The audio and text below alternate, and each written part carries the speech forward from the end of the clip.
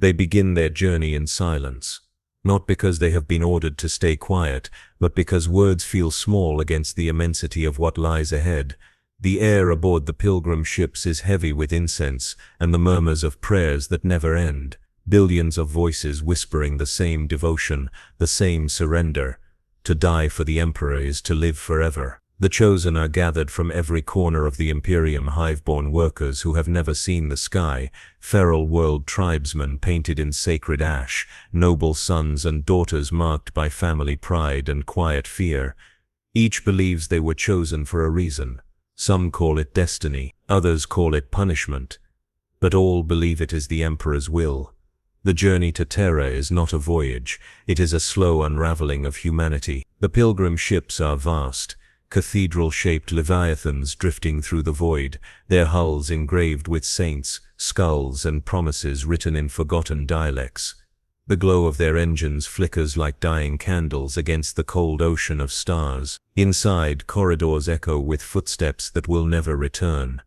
The chosen sleep in rows of steel bunks, bathed in red light, clutching their devotional tokens, fragments of bone, worn prayer beads or scraps of scripture written in blood. Every few hours the ship's voxcasters bellow hymns that shake the very walls. Praise the light that consumes, praise the Emperor eternal. The voices are recorded centuries ago, echoes of priests long dead, kept alive only through machine. Somewhere in the darkness of the ship, a girl of 16 whispers into her hands. She prays not for salvation, but for courage. Her name will be forgotten long before she reaches Terra. But in this moment, her voice joins the billions, a single flicker among the galaxy's dying stars. And then comes the silence. When a ship drifts close enough to the Astronomican's reach, the chosen feel it, the hum in the bones, the warmth behind the eyes, the ache in the chest that feels like faith, but burns like fire. The light calls to them, not in words but in gravity, as though their souls already begin to fall toward it. Priests walk the aisles, faces hidden behind masks of gold. Their robes are stained with wax and tears, their voices low and steady. They speak of glory and eternal purpose. But behind their words lies something else. Exhaustion. Centuries of performing the same ritual, sending the faithful to die for a God who no longer speaks. The chosen listen anyway, because belief is all they have left. As the ships approach Terra, the stars begin to dim. The void turns from black to bruised amber, the glow of the Astronomican stretching like a wound across reality itself. No one looks directly at it. Those who do, even for a heartbeat, see only the image of a man upon a throne, skeletal, radiant and silent. For some it is proof of divinity. For others, it is terror beyond comprehension. There are those who cannot bear it. In the lower decks, whispers spread of pilgrims who clawed out their own eyes, believing sight itself was heresy before such light. The priests call them blessed, the guards call them mad. The closer they come, the colder the air grows. The engines falter. Some ships have drifted for decades, their crews reduced to husks before ever reaching Terra. And yet still they come, one after another, a procession of faith and death, stretching across millennia. From orbit, the planet appears as a wound of gold and shadow. Terra, the cradle of mankind, the tomb of a billion dreams. The chosen press their hands to the viewports, weeping. For some, it is awe, for others despair. But all know the same truth. None will ever leave this world alive. The descent begins. The ships enter the poisoned skies of holy Terra. Engines roaring like the voices of angels, lightning claws at their hulls, storms tear across the ash-colored cloud. Below, continents gleam with cathedrals the size of cities, their spires piercing the heavens like spears aimed at the stars. This is not a planet, it is a shrine built on bones. And deep beneath that shrine, a light waits, vast, eternal, and hungry. The pilgrims do not yet know what it means to be chosen. They do not yet understand that devotion is not reward but fuel. That the Emperor does not save them, he uses them, but soon they will. And when the gates of the imperial palace open before them, and the air tastes of dust and holiness, they will understand why even angels tremble when they speak his name. The pilgrimage is almost over. The sacrifice has just begun. It burns the lungs thick with incense, smoke, and the dust of 1,000,000,000 years. Every breath tastes like iron and reverence. The chosen cough and stumble as they emerge from their ships, clutching at one another like newborns thrust into a world too holy for flesh. Above them, the sky is a cathedral of storm and sorrow. Massive lightning veins trace the outline of the palace of the emperor, a structure so vast it swallows horizons. Towers of gold stretch into the heavens, wrapped in clouds of ash. Bells toll from somewhere unseen, each one heavy enough to make the ground tremble. The pilgrims walk in silence. Around them, the custodies stand watch, living statues of gold, faceless, motionless, each one worth the lives of armies. Their armor gleams faintly under the pale light, their eyes unseen behind visors that reflect the pilgrims like ghosts. None speak, none move. They are not men, they are the emperor's shadow, the living reminder of his will. The pilgrims pass beneath arches older than recorded time. The walls hum with machine spirits whispering forgotten prayers. The air grows thicker still, saturated with devotion and fear. Every step feels heavier. Soon the procession divides. The noble-born are taken to the inner sanctum, their faces serene, masks of control hiding the terror that gnaws within. The common-born, the countless, nameless masses, are herded toward the lower sanctuaries. There are no distinctions once they enter those halls. Gold means nothing. Flesh means everything. It is here that the first disappearances begin. At night, when the cathedral lights dim and the prayers fade, screams echo through the corridors, soft at first, like whispers from another room, then sharper, nearer. None speak of it. None dare. To question the ritual is heresy. To fear it is faith. The priests call these vanishings the early offerings. They say the emperor hungers even as the pilgrims sleep, and yet the people remain, because leaving is impossible. The gates behind them have sealed enormous adamantine doors etched with holy sigils and the names of 10,000 martyrs. Even if they could open them, there is nowhere else to go. On the 7th day, the pilgrims are taken to the hall of purification. There, beneath the blinding light of sacred lenses, they are stripped of everything that once made them human. Their hair is shorn, their clothes burned, their names erased from the records. What remains are bare figures trembling under the cold touch of servitors and chanting priests. They are given white robes, plain, thin, symbolic. Their bodies are anointed with oils that burn like acid. Their eyes are forced upward toward the ceiling, where murals depict the emperor as a radiant god, surrounded by flames and broken wings. Some weep, some smile, some stand still, lost in awe. The priests tell them they have been purified, that from this moment forward, they belong not to themselves, but to him. Then the chanting begins. Thousands of voices rise in unison, echoing through the chamber. The sound is overwhelming, a roar of devotion that drowns out thought. The pilgrims join in, their voices trembling but sincere. For many, it is the last sound they will ever make. Above the hall, enormous machinery grinds and shifts. Vast pistons move like the organs of a slumbering god. The air vibrates with the deep hum of power conduits, lines of energy that stretch down toward the core of terror itself. The chosen do not yet realize that these are the veins of the golden throne, that every corridor they walk leads closer to that hungry heart. By the time night falls, they are too exhausted to think. They sleep in rows upon cold stone floors, their heads resting on folded arms, their dreams feverish with visions of light.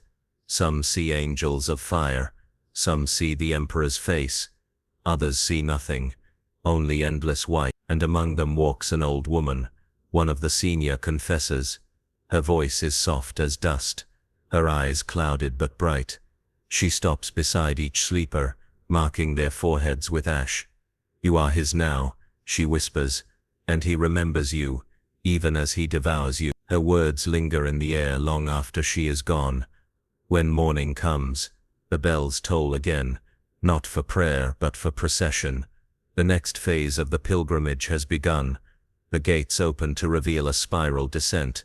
carved deep into the rock beneath the palace. From its depths rises a faint glow, golden, pulsing, alive. The priests call it the path of ascension, but those who have seen the end call it what it truly is, the path to unmaking. One by one, the pilgrims begin their descent. Some sing, some tremble, all believe, because to doubt now would be worse than death. And in the Imperium of Man, belief is the last mercy left to the damned. The descent feels endless. The air grows colder, the light dimmer, until it becomes difficult to tell where the ceiling ends and the abyss begins. The pilgrims walk barefoot now, their feet bloodied against the stone, yet none complain. They have forgotten what comfort feels like. Pain in this place is prayer. The priests lead them with iron staffs tipped with burning candle. Each flame flickers wildly, devoured by drafts of unseen wind.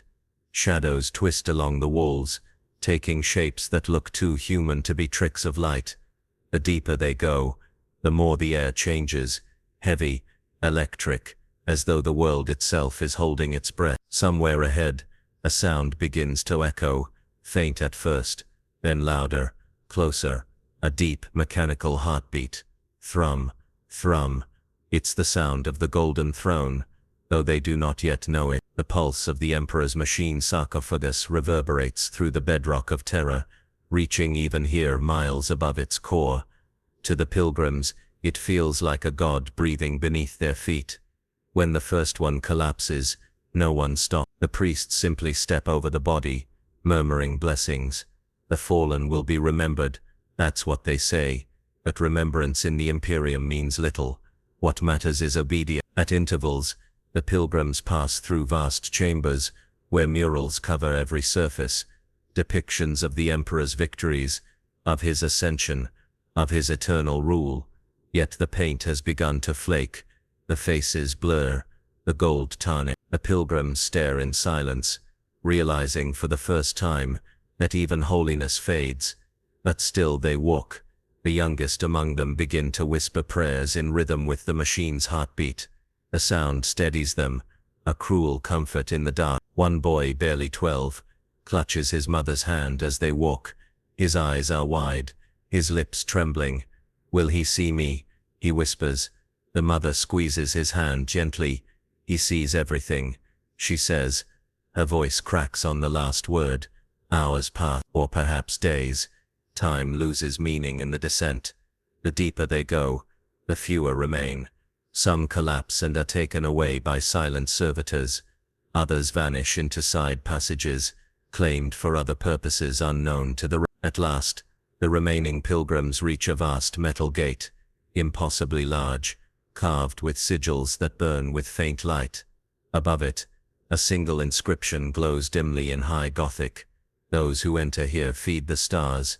The priests fall to their knees. The pilgrims follow, their foreheads pressed against the cold stone.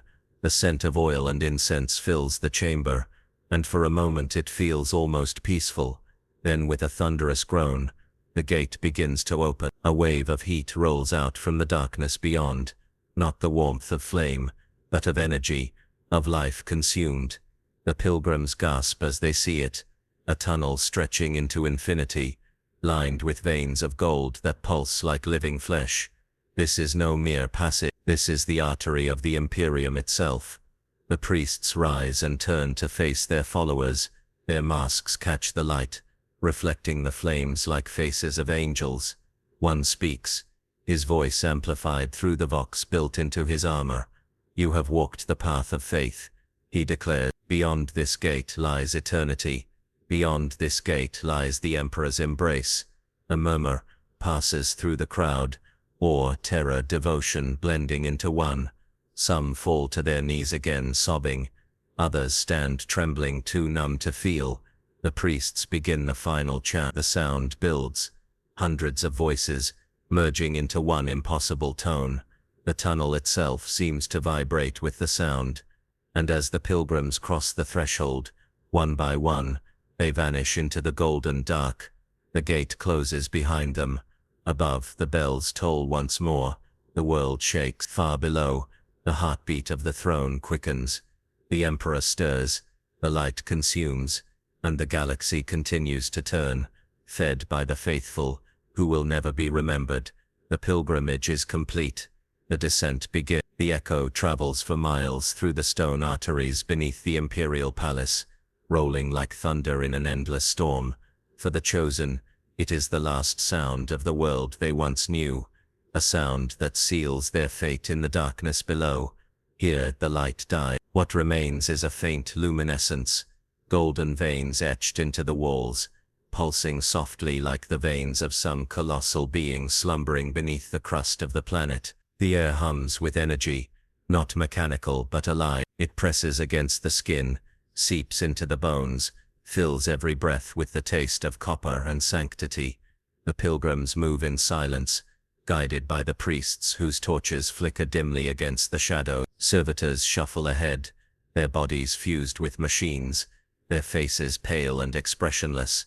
They carry the sacred sigils, carved from bone and adamantium, their edges still wet with the oil of consecration. For the first time, some of the pilgrims begin to understand the truth. This is not a holy march. It is a descent into the core of something ancient and hungry. The tunnels curve downward for miles, carved by machines older than history. The walls bear the marks of time, layers of black soot, half-erased inscriptions, faint images of saints burned into the stone by forgotten light. Every sound feels amplified, footsteps echoing endlessly, breath turning into ghostly whispers. The silence is not empty. It listens. One of the younger priests breaks the silence. His voice trembles as he chants a line from the Canticle of the Astronomicon. By his flame we are seen, by his hunger we are remembered. The words echo back distorted, as though the tunnels themselves are repeating them. Some pilgrims flee, others bow their heads, whispering the line in return. The descent continues. Hours pass, or maybe days. No one can tell anymore. There is no sun here, no stars, only the golden veins pulsing faintly along the walls. They beat in rhythm with something immense, something far below. When exhaustion sets in, the pilgrims are led to a resting platform. It's vast, circular, suspended over an abyss by chains thicker than a man's body. Beneath the grating, nothing can be seen, only a faint glow shifting like embers in a sea of darkness. They sleep there, if sleep can exist in a place that feels outside of time. Some whisper prayers in their half-dreams. Others wake screaming, clutching their chests as if something has reached into them. The priests walk among them, chanting blessings. They say the Emperor is near, that his light burns just beyond the veil, that their fear is proof of his presence. But even the priests glance nervously toward the dark from time to time, for in that abyss, sometimes, shapes move. They are not servitors, nor priests, nor anything human. Vast silhouettes glide silently through the lightless depths, shifting masses of shadow and metallic glimmer, vanishing when gazed upon directly. Some say they are the ghosts of those sacrificed before. Others say they are the guardians of the throne itself, echoes of what happens to the souls that feed it. Whatever they are, they never approach, they only watch. And so the pilgrims keep walking, downward still. The air thickens, vibrating with invisible energy. The walls drip with condensation, or perhaps it's blood. The line between the sacred and the profane blurs until nothing feels real. One of the pilgrims, an old man from the hive cities, collapses. His skin has turned pale, his eyes milky white. He whispers something as he falls, too faint to hear. The priests check his pulse and find none. Without hesitation, they lift his body and throw it into the abyss. Return to his service, one says softly. No one protests, no one mourns. Death has lost its meaning here. Hours later, a faint wind rises from below, impossibly cold, yet carrying the scent of something ancient. Like burned incense and lightning, it brushes against their faces, and for a fleeting moment they feel it. The Emperor's breath, or perhaps the last exhalation of a god long dead. They walk faster after that. The tunnels narrow. The air begins to hum with harmonic resonance, deep and bone-rattling. Symbols glow faintly on the walls. Script too old to read, language too divine to comprehend. Each one pulses with light as they pass. as though awakening in recognition. The priests lower their torches. None are needed anymore. The glow of the throne itself now guides the way. They are close, closer than any mortal should ever be. And though none speak it aloud, they all feel the same truth forming quietly in the back of their minds. They are walking not towards salvation, but into the mouth of eternity. At first, the pilgrims believe they've reached the end, that they've descended as far as living flesh can go. But when the priests light their censers and raise their hands, the dark reveals its truth. They have entered the underworld of terror, a place where no map dares speak its name. The chamber stretches beyond sight. Its walls shimmer with golden circuitry, veins of light pulsing to the rhythm of something enormous and eternal. Great statues loom in the dark, titans carved of black marble, their faces hidden by crowns of thorns and cable. Between them, bridges of metal and bone crisscross the void, leading deeper still. Each bridge hums beneath the pilgrim's feet. The sound is not merely vibration, it's song, a low, mechanical choir that seems to chant through the stone itself. The priests say these bridges were built before the Great Crusade, that they are older than the throne itself, but none can be sure. The air is thick with the weight of aeons, with the scent of burned oil and sanctified blood. The pilgrims march in lines of hundreds, their robes fluttering in the cold current that rises from below. They clutch their prayer beads tighter, whispering to themselves in trembling rhythm. The Emperor protects. The Emperor consumes. The Emperor remembers. They speak it until their voices break. Along the bridge's edge, the servitors hang, half machine, half human husks embedded into the walls. Their torsos twitch, eyes glowing faintly. Thin tubes run from their mouths into the walls, feeding something unseen. Occasionally, one emits a faint sigh, a sound too human for what they've become. The pilgrims avert their eyes. One woman falters, staring at a servitor's face, recognizing in its ruined features the shape of her own brother. She gasps, staggers backward, but the guards behind her push her forward.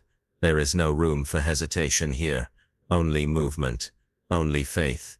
Above them, the statues seem to shift, their shadowed eyes turning down as if to witness the procession. Dust falls like snow from their crowns. The light flickers, and then, far ahead, the glow intensifies. A portal, vast, circular, and blinding, its rim carved with sigils that burn with unending fire. Beyond it lies a deeper chamber, a space where sound itself bends, and air trembles like glass. The priests halt the procession. They raise their hands, and the chanting begins once more. This time, the words are in a language older than High Gothic syllables that resonate with power and fear. A vibration passes through the air, through the bones, through the soul. The portal responds, its golden fire rippling outward like water disturbed by a stone. From behind the pilgrims, servitors drag forward the first of the offerings, bodies already pale and trembling, marked with the seal of sacrifice. Their eyes glow faintly from within, as though touched by the throne's light. The priests speak softly. The Emperor waits. The Emperor hungers. The Emperor is all. The chosen victims do not scream. They have been drugged, blessed, emptied of fear. One by one, they are led into the light of the portal, and as they pass through, their forms dissolve into golden dust, vanishing without sound. Some of the pilgrims fall to their knees overcome by awe. Others cover their mouths, trembling. They do not know whether what they have witnessed is a miracle or annihilation. The priests call it ascension. The servitors call it fuel processing. The truth lies somewhere in between, too terrible for mortal tongues to speak. After the first offerings vanish, the portal dims slightly, as though sated for a moment. The priests lower their arms and signal for the march to continue. The pilgrims cross through in small groups, vanishing beyond the veil of golden light. Each step takes them deeper into heat, pressure and sound, the constant hum of machinery so vast it feels alive. On the other side, the air is molten with energy, the walls glow with rivulets of living gold, and every breath feels like inhaling fire. Some collapse immediately, overcome by the weight of it. Others stumble onward, their skin already blistering from unseen radiance, but still they walk, because now they can feel him. The Emperor's presence, vast, crushing, and infinite, presses against every cell of their being. It is not a voice. It is not even consciousness. It is will, raw, divine will that bends reality itself. And for a heartbeat, every pilgrim understands what it truly means to serve. To be part of this light is to cease being human, to be remembered forever, as fuel. The ground ahead glows white. A door opens, and the air screams. The chosen have reached the edge of the throne's sanctum, and from the depths below, something stirs, a light that is not light, but hunger given form. And for the first time, the pilgrims hear it, the breathing of the machine god. It comes like thunder through metal veins. The entire chamber trembles with the rhythm of it. Vast, mechanical lungs, drawing in the prayers of billions, and exhaling radiation and sanctity. The sound alone is enough to bend the soul. The final gate stands before them, not carved by mortal hands, but grown, shaped by living gold and psychic fire. Within it, streams of light coil and twist like veins. From their glow, emerges a silhouette, a throne of impossible scale, surrounded by angels made of wires and plasma. The priests fall to their knees. Their leader, the arch-confessor of the depths, raises his staff, and the Vox chant begins. Each syllable crashes through the chamber like cannon fire. O Master of mankind, hear thy children, accept our lives, our faith, our atoms. The pilgrims join in, their voices a trembling ocean. Tears stream down faces, blackened by soot and fear. The light of the throne blinds them, burning through eyelids and memory alike. And then, he stirs, not the Emperor in his body of flesh, but something within the machinery surrounding him, a presence, vast and cruel in its indifference, a fragment of godhood, cold, radiant, and all-consuming. One of the priests screams, not in terror, but ecstasy. His eyes burst like candles, his body ignites, consumed in holy fire, yet even as he burns, his voice continues to chant. The pilgrims witness it all, their faith twisting between awe and horror. They see the faces of the dead flicker across the golden walls, warriors, martyrs, saints, psychers, all devoured by the same eternal light. The arch-confessor steps forward alone. His skin cracks from the heat, his robes disintegrate, but he does not stop. He climbs the last steps, toward the heart of the radiance. I give you my mind, O Emperor, take what is left of me. His voice is drowned in static. His body turns to dust before it touches the light. But as he vanishes, the throne reacts. A surge of power rolls through the walls. The lights flare across the bridges above, through the tunnels the pilgrims came from. For a moment, the hum of the Imperium grows louder, stronger. Billions of souls, across terror, feel a flicker of warmth in their prayers. It is enough. The priests who remain bow until their faces touch the metal floor. They know this offering, like countless before it, has sustained the throne for another day. The light dims again, leaving behind only the echo of divine machinery. The pilgrims, trembling and blinded, are led away by silent servitors. Some will be recycled into the throne's conduit. Some will be returned to the surface, their minds wiped, their tongues sealed, wandering relics of faith. Above them, terror remains bathed in perpetual golden light, ignorant of the horror that sustains it. And deep below, beneath the humming, beneath the fire, the Emperor dreams, not of hope, not of life, but of the endless, unbroken silence to come. It is a comforting lie, and like all imperial lies, it hides something darker than truth could ever bear, because the Astronomicon is not a beacon of peace. It is a furnace, a psychic storm, chained in orbit around terror, where a billion souls burn every second. It stretches across the immaterium like a scar piercing the warp's madness, its song of light guiding the lost ships of the Imperium. Yet those who can hear beyond the light, those who truly listen, know that it's for every note of brilliance that escapes the Astronomicon, There is a scream, not of pain, but of unending surrender. The souls, offered to the Emperor, do not vanish. They melt into one another, their identities torn apart and fused into a single blinding consciousness. Imagine the ocean, but every drop is a memory, a face, a voice begging to be remembered. That is the Astronomicon, a storm, made of humanity itself. Its light flows outward in psychic rivers, illuminating the void. Navigators, with their warp-twisted eyes, can see the light threading through the darkness, the one thing that keeps the Imperium from collapsing.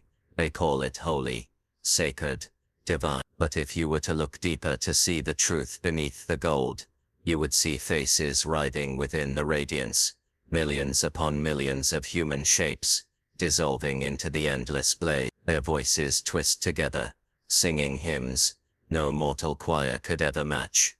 Songs, not of devotion, but despair disguised as worship. One voice rises among them, that of a child, too small to have ever spoken a prayer.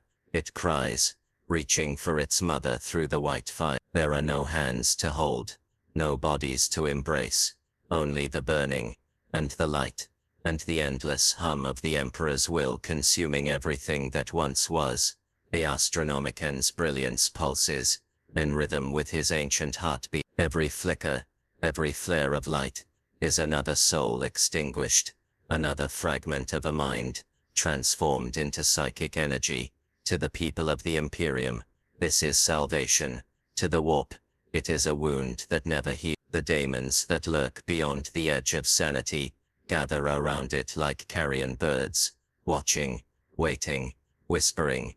They hunger for it, for the countless minds that float half alive within the glow. Some of them reach out, clawing at the edges, tasting the dreams that still linger in those souls. But the Emperor's light burns them back, again and again. It is not mercy, it is control. And within that control, the dead remain alive, not in body, not in thought, but in sensation. They feel everything, every moment, every flicker of the warp storm. There are whispers among the black ship's crew, stories that some psychers before they are Assassis see visions of the Astronomicon. They describe it not as a beacon, but as an ocean of golden fire, filled with faces that stare back. Some claim they hear the voices calling to them by name, promising unity, peace, eternity. But when they wake, their eyes bleed. Their minds are broken, and the priests call it a blessing. It is said that the Emperor's consciousness stretches through this burning light, that he feels every soul that joins him.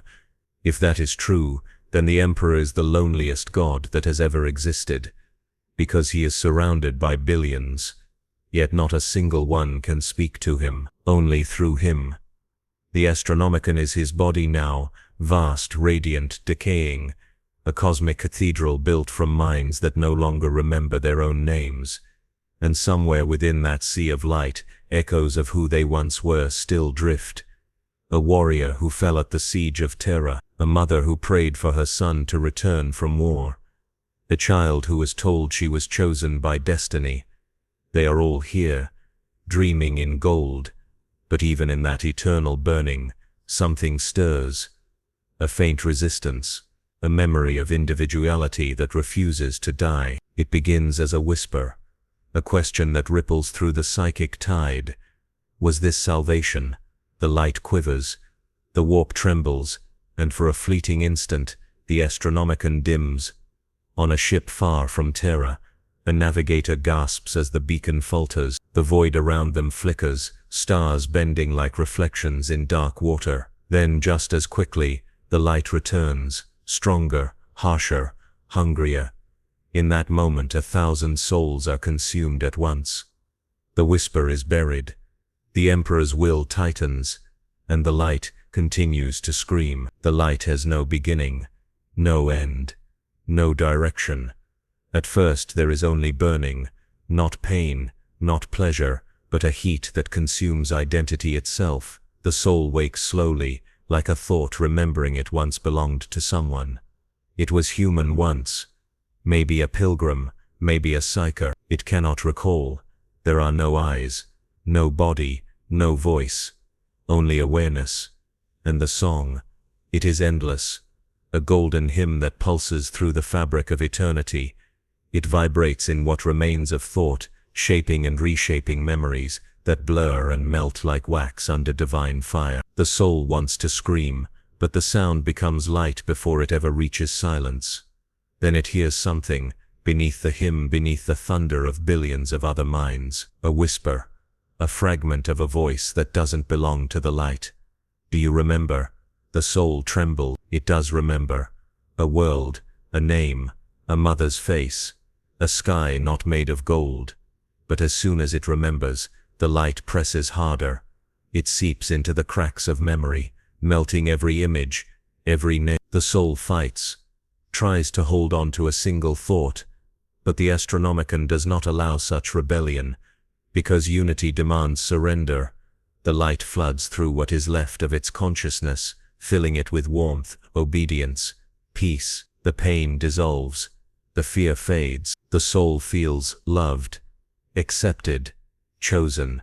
For a moment it believes the promises of the priests, that it has been lifted to the Emperor's side, that it now serves a purpose greater than life itself. But beneath that perfect illusion lies something monstrous. Every thought it has is not its own.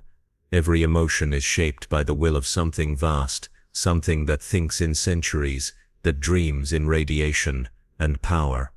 The Emperor, the soul does not see him, but it feels his presence everywhere, a consciousness so massive it blots out reality. It stretches across the burning tides, weaving the thoughts of billions into one endless prayer. It tries to speak, to reach him, to say I am still here, but the words never form. The Emperor does not hear individuals. He hears only the collective, the vibration of countless minds, whispering the same unending plea. Guide us, protect us, sustain us. And yet, somewhere within the blinding unity, the soul feels another presence. Faint, distant, human. You're not alone. The words flicker like a spark in the dark. They come from another soul, one that has resisted the melt. For a heartbeat the two connect, their memories colliding in flashes. Cities, laughter, pain, sunlight. A world forgotten by the Imperium.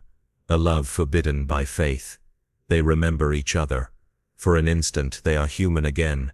But the Astronomicon notices, the light convulses. The hymn grows violent, no longer a song, but a roar. Waves of psychic fire crash through the connection, tearing them apart, burning through their fragile unity. The other soul screams, not in sound but in the distortion of reality itself. Its essence is shredded, scattered across the warp currents like dust. And the surviving soul, the one who dared to remember, feels the punishment.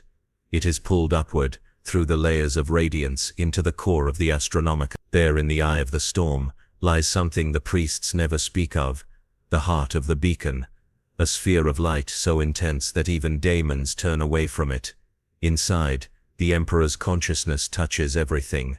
Here, individuality is erased completely. The soul feels itself stretching across infinity, its thoughts unraveling into pure function. It becomes a note in the song, a whisper in the machine. Its final memory is of a sky filled with sunlight, and a voice saying its name. Then nothing. The light devours it, and somewhere across the galaxy, a ship lost in the warp finds its path again. A small, trembling spark of the soul's existence guides the vessel to safety. The crew praises the Emperor's light. They never know the price that was paid for it. The Astronomicon burns on, fed by devotion and despair alike. But in the vast silence between its pulses, something stirs again, a memory, a question, a flicker of defiance. What if the Emperor no longer knows we are here? The light does not answer. It only shines brighter, as if to hide the truth within its glow. Their hulls drink in the light of nearby suns, their engines humming with restrained horror. Every world in the Imperium fears their arrival, for when they appear in orbit, it means the harvest has begun. On the surface the air grows thick with whispers. Doors lock, candles are lit in trembling hands. The priests call it a cleansing of the gifted. The people call it something else. The taking. From every hive and every village, Psychos are dragged from their homes, some screaming, others praying, most too broken to resist. They are herded into processions that stretch for miles, watched over by the black-armored Sisters of Silence. Their blank eyes reflect no emotion, their very presence smothering the psychic cries of the damned. No words are spoken, no explanations are given. Those who are taken will never return. The ships themselves are labyrinths of containment, cells wrapped in null fields, corridors lined with runes that bleed light, sanctums humming with psychic dampers. The air smells of metal and despair. Thousands upon thousands of prisoners sit in the dark, their minds stripped bare by the constant silence. There is no day or night aboard a black ship, only the endless hum of the warp drives, and the distant chanting of the ship's custodians as they recite the Emperor's litanies to keep the madness at bay. In one such cell, a young woman sits alone. Her name is forgotten, burned out of her mind by the fear that gnaws at her. She once saw colors no other could see, heard whispers in dreams that turned to screams when she woke. She called it a gift. Her world called it witchcraft. Now her wrists are bound by chains etched with golden sigils. Every time she tries to think too loudly, pain blooms behind her eyes like lightning. The sisters walk past her cell in silence, their gaze enough to turn her thoughts to ash. Around her the ship trembles as it cuts through the walls. She can feel something pressing against reality, the hunger of daemons, the laughter of gods. And yet through all the darkness, one thing burns brighter than the rest. The faint psychic pull from Terra, the Astronomicon, the light that calls the faithful home. But to her it feels less like salvation, and more like a mouth, opening wide. She dreams of fire. She dreams of hands made of gold, reaching down to grasp her soul. When she wakes, she can still smell the incense and hear the distant chant. The words are ancient, carried through the ship by vox choristers, who have long since forgotten their own language. Blessed be the sacrifice. Holy be the mind that burns. Each verse echoes through the corridors like a funeral march. The days blur together. Some psychers vanish from their cells, taken to chambers no one returns from. Others are found dead, their faces frozen in ecstasy, minds consumed by visions of the Emperor calling their names. Then one day, the ship falls silent. Engines power down, chains rattle. The sisters kneel in unison. Through the narrow slit of her cell, the woman sees it, a light brighter than anything she's ever known. It floods the corridors, burning through shadow and fear alike. Terra, the ship has arrived. As the doors open, the smell of ozone and incense fills the air. The psychers are led out, bound in lines, heads bowed. Above them the void gives way to the sight of the golden planet, a world wreathed in endless clouds and lightning, its surface gleaming with cathedrals that pierce the heavens. They descend into the atmosphere like falling stars. The hymns grow louder, the air grows hotter. The woman feels her heart pounding against her ribs. Something deep within her knows what awaits. She sees flashes, a throne of light, a river of souls, a god made of fire. The procession lands within the sanctum of the imperial palace, where thousands of others stand waiting. Servitors move among them, branding each forehead with a sigil of offering. The priests chant, their voices mechanical, unwavering. One mind for the master of mankind, one spark for the light eternal. The black ships have done their duty, their bellies are emptied, and as they rise once more into the void, their captains do not look back. For to see what becomes of their cargo is to risk losing faith entirely. The woman's chains are removed, her name is gone, her soul, soon to follow. She lifts her gaze toward the blinding light of the sanctum, and for a single heartbeat, she thinks she sees something inside it. A face, ancient, silent, watching. She opens her mouth to pray, but no sound escapes, only the whisper of a billion other voices, all saying the same thing. We are the light. And as the gates close behind her, the air fills with golden dust. Another offering has begun, a vibration that never ceases, a sound that echoes through the foundations of Terra, through the bones of the palace, through the souls of all who live beneath its golden shadow. It is not life, it is maintenance. Deep beneath the crust of humanity's cradle lies the golden throne, a construct so ancient that even the Mechanicus cannot claim to understand it. It was once a gateway, a bridge meant to pierce the warp itself. Now it is a prison, a machine built to hold a god. The air inside the throne chamber is heavy, thick with radiation and sacred oils. The walls are carved from gold and black stone, every surface alive with the movement of cables and neural conduits.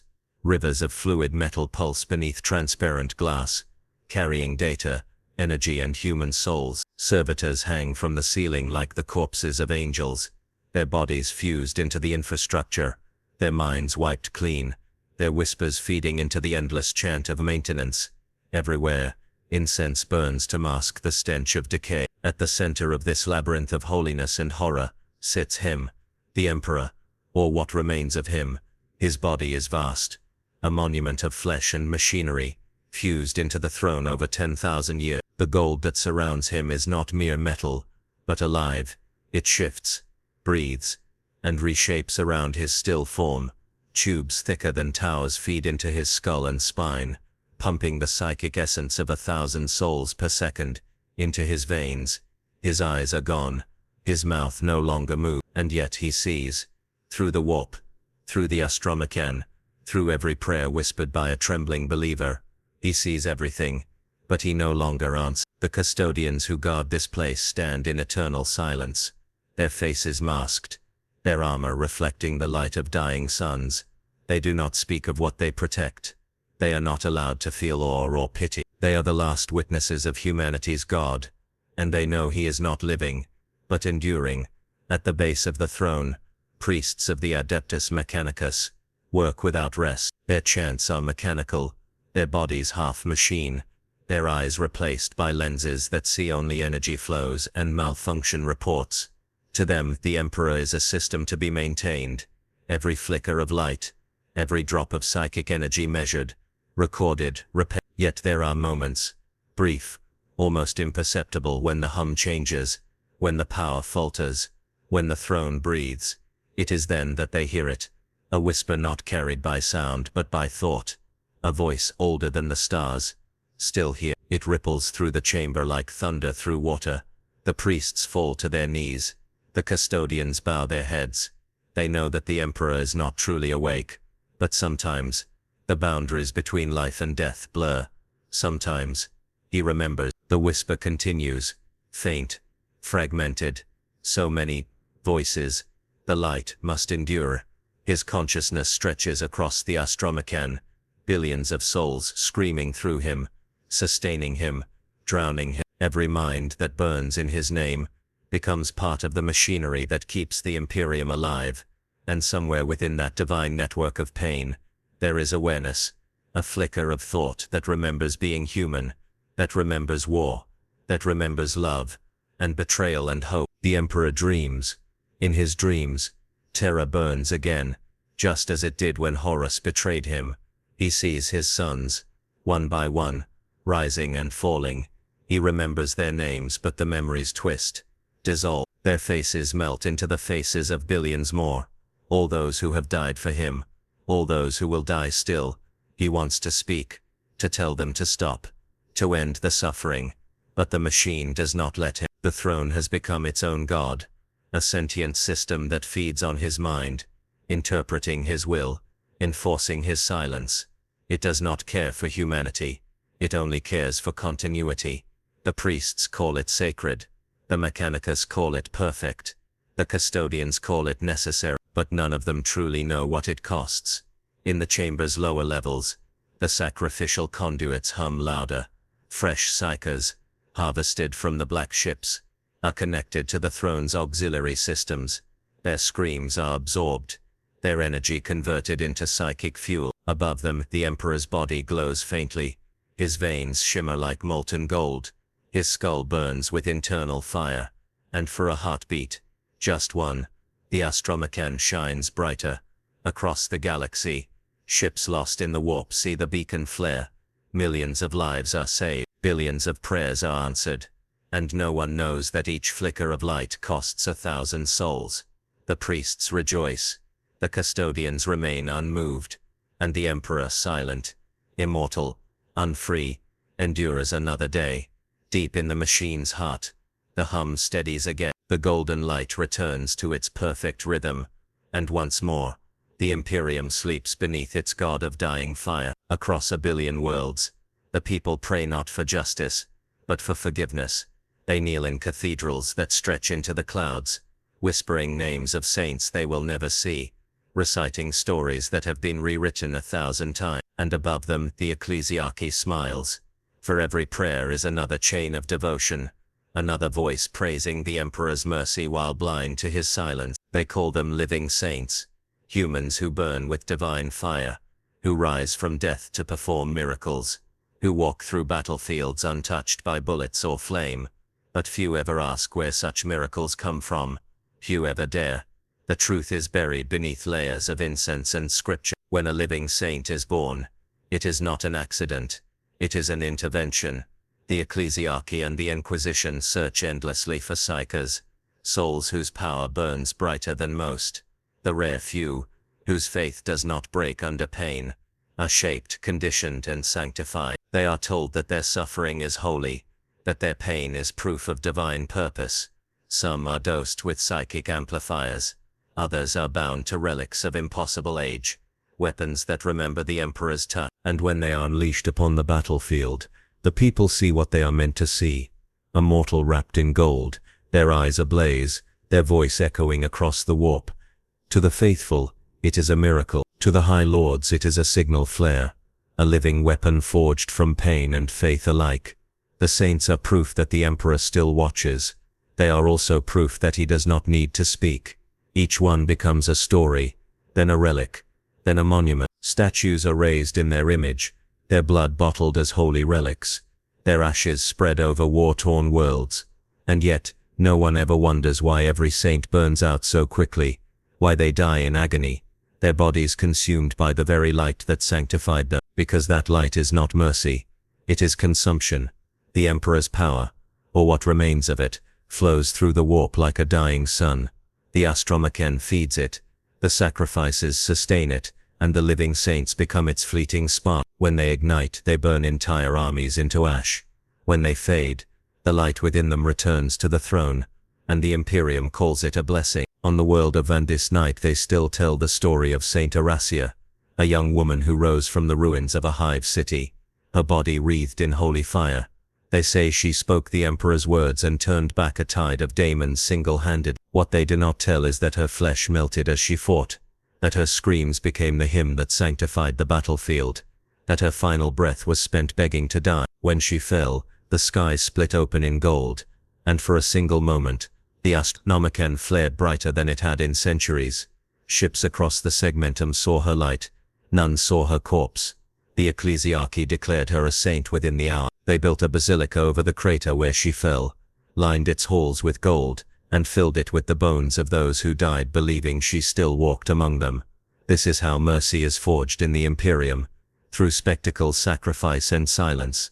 Every miracle has a cost. Every saint is a weapon. Every act of divine forgiveness is another act of control. And yet, the people believe, because belief is all they have. They believe that the Emperor loves them, even as his silence grows loud. They believe that every pain endured brings them closer to salvation. They believe that if they suffer enough, they will be remembered, as saints, as martyrs, as part of the light. But the truth is crueler. The Imperium does not remember individuals. It remembers symbols. In the halls of the ecclesiarchy, priests debate which stories to keep and which to erase. They decide which saints will be remembered as holy and which will be forgotten as heretics. Faith is edited, curated, perfected, until it becomes propaganda. And through it all, the Emperor remains silent. Sometimes, a priest will claim to hear his voice, in a dream, a whisper, a moment of blinding revelation. They call it the gift of mercy. But the Inquisition knows better. They know such visions come from the Astromachan itself, from the psychic echoes of a billion burning minds, mistaken for divinity. Still the myth persists, because without mercy, there can be no obedience, and without obedience the Imperium would collapse.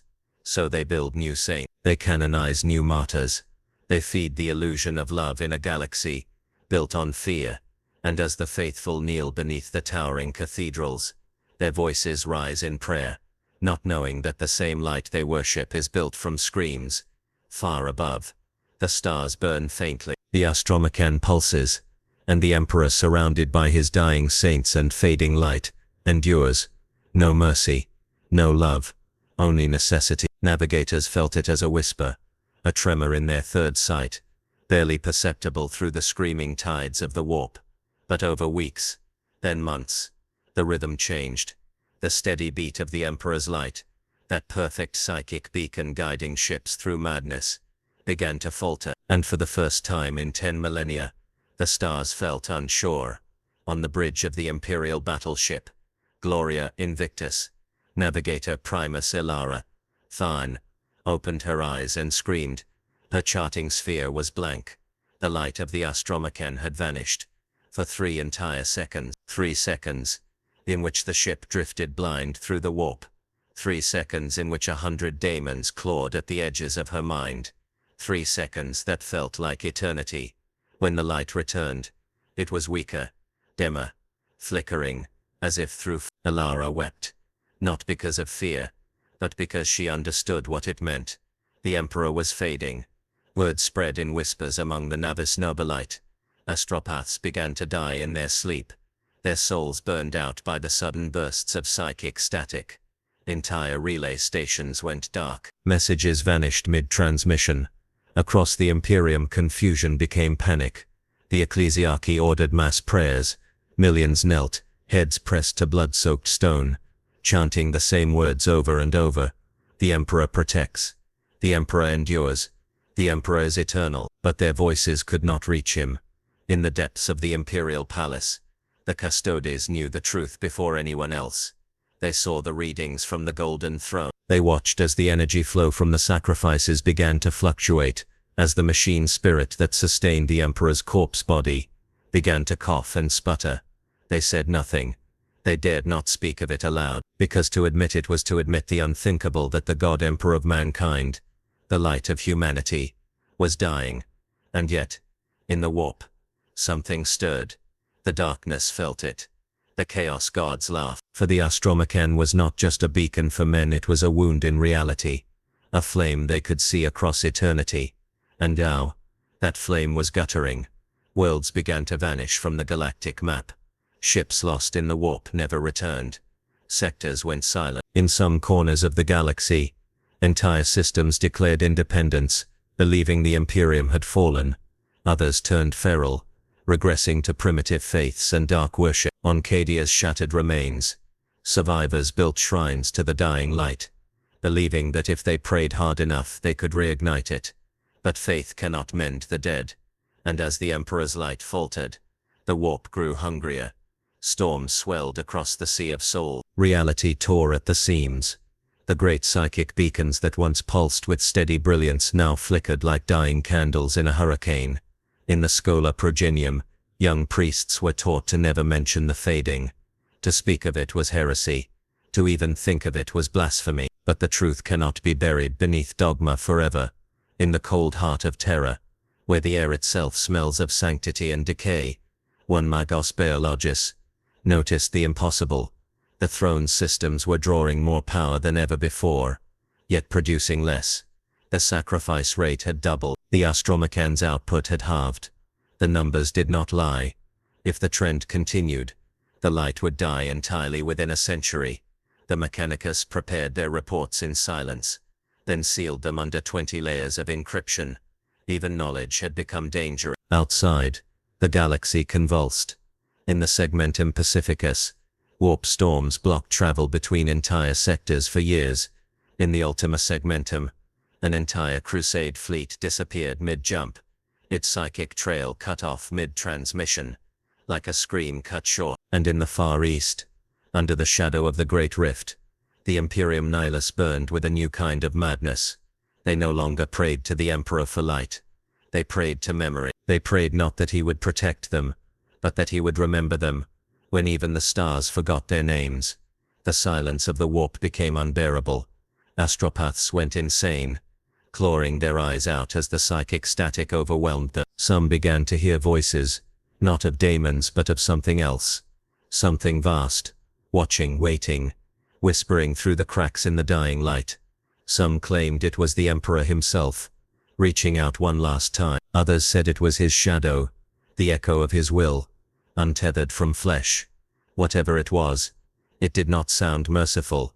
Across the Imperium, a strange new faith began to spread, the cult of the Last Dawn. They believed the Emperor was not dying, but transforming, ascending beyond the physical realm, preparing to be reborn as pure energy, as the final god of mankind. They called it the Second Light. Their prayers were beautiful. Their hymns were madness, because for everyone who spoke of hope, 10 more heard whispers of despair. The light was dying, and something else was coming through. The Adeptus Custodes tightened their patrols. The Inquisition purged the cults in silence, and the Adeptus Mechanicus, terrified of what they saw in their readings, began constructing something they had sworn never to build again. A replacement, a second throne, a desperate attempt to preserve the illusion of divinity, even if it meant creating a god machine with no soul to inhabit it. The plans were forbidden. The motives were heretical. But necessity eclipses faith when survival is at stake. And so, beneath the catacombs of Mars, they began their secret work, a machine that could mimic the Astromecan's pulse, even if the true light died. A machine that could fool humanity into believing the Emperor still watched. It would take centuries to complete. They no longer had that long, because the light, the Emperor's pulse, faltered once more, not for seconds, but for days. Entire fleets went blind. Worlds were stranded in the dark, surrounded by warp storms that screamed with voices too human to be coincident. And in that darkness, whispers began to spread. The Emperor is dead. A sentence so forbidden, it had never been spoken aloud. But now, it echoed across dying Vox networks and fading astropathic channels. And with every repetition, faith cracked. In the far reaches of the galaxy, on a forgotten shrine world orbiting a dying sun, a single priest stood before his congregation and spoke the truth. His voice trembled. His faith held. He said, "The Emperor is not gone. He is returning." And for a moment, hope flickered again. A false hope, perhaps. But even false hope can shine in the dark. It vibrates through the golden throne like a dying heartbeat, echoing through the miles of steel and sanctified bone that surround Terra's hollow core. No one truly hears it anymore. It has become part of the air, part of the rhythm of existence itself. But once, long ago, it was the sound of breathing, of life. Now, it is the sound of a god who will not die. The Emperor's body sits upon his throne motionless. His flesh is golden and cracked, his veins lit from within by the psychic light of 1 billion sacrificed souls. Tubes and iron spires pierce his form like roots digging into a corpse, drawing from him the last remnants of a will too vast to measure. For 10,000 years he has not spoken, not moved, not blinked. And yet he feels every thought of his people, every prayer, every scream offered in his name. They reach him like ripples on an endless ocean, faint, indistinct, but ceaseless. A storm of faith that never ends, and in that storm he dreams. He dreams of the great crusade when humanity still walked beside him, unbroken. He dreams of the suns he forged and the betrayal that tore them from him. He dreams of the golden age that could have been, and the hell that took its place. Each memory burns like fire in his mind, each echo of the past a blade twisting in the wound of eternity. He remembers Horus. He remembers the look in his son's eyes as the War Master's blade struck deep. He remembers the betrayal not of hatred but of love twisted by chaos. And in that moment when the galaxy turned black, the Emperor made his choice. He would not die. He could not die. For if he did, humanity would be lost forever. But immortality is not salvation. It is imprisonment. The Emperor endures not because he wishes to, but because he must. His will holds the Astronomicon together, binds the warp from consuming mankind, sustains 1 billion souls with his pain. Every sacrifice poured into the throne feeds his prison. Every offering strengthens his chains. The High Lords call it devotion, the ecclesiarchy calls it worship, but the truth is simpler and crueler. The Emperor is kept alive by the very faith that kills him 1,000 times each day. Each soul sacrificed is a scream added to the chorus. Each prayer is another nail driven into his eternal tomb, and still he endures. In the deep silence of his mind, he sometimes tries to speak, to reach out through the Astronomicon, to whisper through the dreams of those who still believe. But what escapes him is not voice, it is light. Raw, unshaped psychic radiance that burns everything it touches. To mortals it becomes visions of angels, saints and salvation. To the Emperor it is agony, an endless feedback of faith feeding upon faith, until all meaning is lost. He does not hear prayers anymore, he only feels hunger. The hunger of the warp pressing against his dying will. The hunger of mankind for purpose. The hunger of gods for souls, and somewhere within that hunger, a truth forms, one so terrible it cannot be spoken aloud. The Emperor is not a god, he is becoming one, against his will. Every century, his humanity fades a little more. Every sacrifice pulls him deeper into the sea of souls, until one day, there will be nothing left but the shape of belief, a god built entirely from human fear. And when that day comes, the Emperor will no longer protect mankind, he will consume it. There are whispers in the warp, faint, ancient, that the Emperor's soul walks there already, that he is no longer bound to his corpse, but wandering the tides of eternity, watching, waiting for something only he understands. Some say he is fighting still, holding back the gods of chaos, with what remains of his strength. Others believe he is searching for his lost sons. A few, those who dare to dream, whisper that he is building something new, a light not born of sacrifice, but of understanding. No one knows, no one dares to. On Terra the rituals continue. Every day 1,000 psychers are led to the altar. Every day their souls are offered to the throne. Every day the light flickers a little more. And yet the priests sing. The custos stand guard. The people pray, because to stop would be to admit that it was all for nothing. The Emperor endures, but not because he wishes it. He endures because humanity cannot let him go. Somewhere, perhaps deep within his dying mind, he wonders if they ever will. He once dreamed of a galaxy united by reason and light. Now he is worshipped as a corpse god of endless war, and though his lips will never move again, if they could, perhaps he would whisper a single word to all of mankind. Enough, but no one would hear it. For in the Imperium of Man, silence is blasphemy, and truth is the greatest heresy of all. The Astronomicon flickers one final time, its pulse steadies, faint, but still alive, and far beyond the veil of reality, something vast and golden stirs within the warp, not dying, not gone, just waiting, for what none can say, a second dawn, a final judgment, or the quiet end of all things. Only silence answers. The same silence that has filled the throne for 10,000 years.